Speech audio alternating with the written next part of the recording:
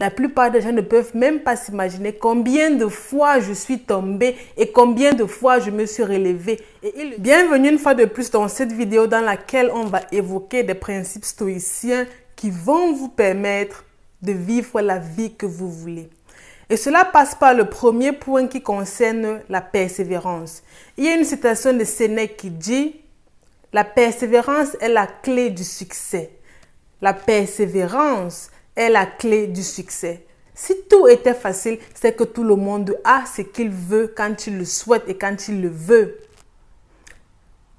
Vu que rien n'est facile, il faut être persévérant, il faut avancer. Et à chaque fois que vous avancez, vous devez être reconnaissant pour ce que vous avez. Parce que la reconnaissance, c'est la base. Si à chaque fois que vous tombez, vous n'êtes pas reconnaissant, au moins d'avoir marqué un pas, vous n'aurez pas la force, le courage, la détermination de continuer.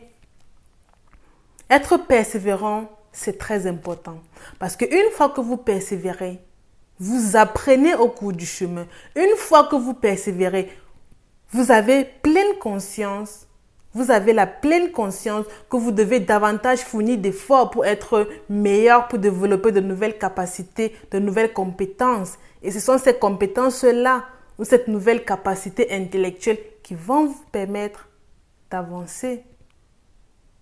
La persévérance, c'est la base. Parce que si vous n'êtes pas persévérant, à chaque fois que vous allez tomber, vous n'aurez pas le courage de vous relever. À chaque fois que vous allez tomber, que vous allez faire face à des difficultés, vous n'allez pas avancer. Et à mon sens, je pense qu'à la fin de la vie, personne ne veut avoir des regrets. Je pense même aussi que chaque soir, avant de se coucher, personne ne veut avoir des regrets. Et les principes stoïciens, comme le fait de se concentrer sur la persévérance, est primordial. Parce que si c'est que tu ne te concentres pas sur la persévérance, peu importe les situations que tu vas traverser dans la vie, tu n'auras pas le courage de dire que oui, je veux avancer. Il n'y a que la persévérance qui mène au succès, comme le dit Sénèque. Dernièrement, j'ai tourné un truc comme 7 à 8 vidéos et lorsque j'étais en train de nettoyer mon ordinateur, je supprimais les anciennes vidéos.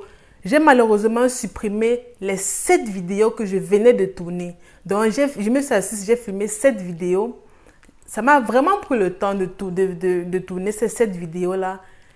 Et lorsque j'étais en train de nettoyer mon ordinateur, malheureusement ou heureusement, je dirais plutôt heureusement, j'ai supprimé toutes ces vidéos-là.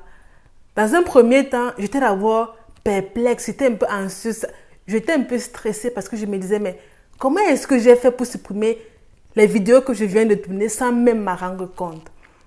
Vu que les vidéos étaient tellement lourdes, c'était un truc comme 27 gigas, vu que les vidéos étaient tellement lourdes, c'était un truc comme 27 gigas, elles ont été définitivement supprimées sans passer par ma corbeille.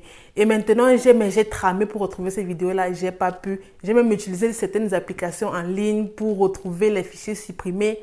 Et la version gratuite de ces applications-là dit que, ok, si c'est que tu veux retrouver ton dossier perdu, tu ne peux que avoir 500 mégas avec la version gratuite. Et la version payante, pour la plupart des sites que j'ai vus, c'était à partir de 70 €, 100 €. Donc, je n'ai pas payé ces 70 €, 100 € là. J'ai été juste reconnaissante. J'ai juste compris que, ok, le fait que j'ai perdu ces vidéos-là, ça fait partie du processus. Et cela ne m'a pas empêché de continuer à faire des vidéos. J'ai repris ces vidéos-là. Et avant même de refaire le tournage, j'ai d'abord été gratifiante du fait que j'ai supprimé cette vidéo-là. Parce que c'est grâce à ça qu'aujourd'hui, je suis où j'en suis. Parce que grâce au fait que j'ai supprimé ces vidéos-là, j'ai pu comprendre que prochainement, je devais être beaucoup plus organisée dans mon travail. J'ai pu comprendre que prochainement, lorsque je filme des vidéos, je dois d'abord les stocker dans un dossier bien différent. Et depuis ce jour, je suis beaucoup plus organisée dans mon travail et cela fait partie de la persévérance. Si lorsque j'avais supprimé ces 7 vidéos-là, j'avais arrêté, c'est qu'aujourd'hui, je ne suis pas fière de moi. Donc la persévérance est importante. Peu importe les différentes activités que vous allez faire dans votre vie, vous devez toujours persévérer pour avancer. Parce que comme Sénèque l'a dit, la persévérance, c'est la clé du succès.